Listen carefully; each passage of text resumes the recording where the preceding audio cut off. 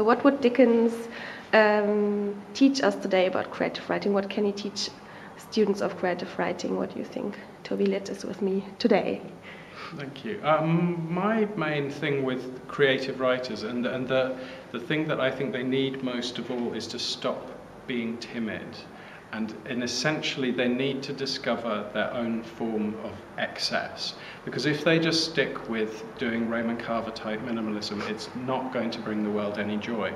And so what Dickens can do for them is show them, here is a writer with his own distinctive form of excess, which you may not like, but he is doing something incredibly intensely, incredibly pungently, personally, and he has discovered his kind of excess, the thing he is going to show the reader. The world is different from how you have it. I have my world is like this.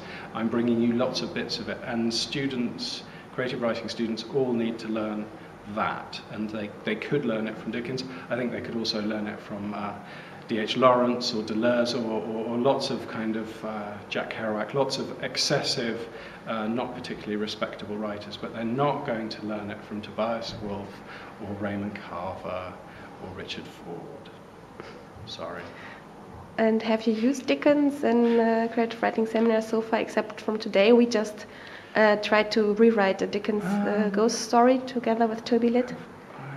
I've never used him in a class, but I actually think I will now, because he's useful as a counterbalance to tastefulness, and I think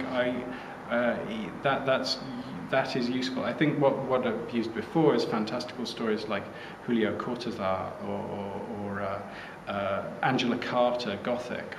In a way, if you're trying to teach students using a Victorian writer, they immediately go, oh, well, that's just stuff from the past. Or why should I be bothered with stuff that's that old? What can it teach me? And because not doing an English literature degree, you end up trying to find things that are nearer to them, so they realize that, oh, this person is dealing with narrative problems that are presented by technology, narrative problems that are presented by very mixed groups of people in cities. I've been teaching a course on cities.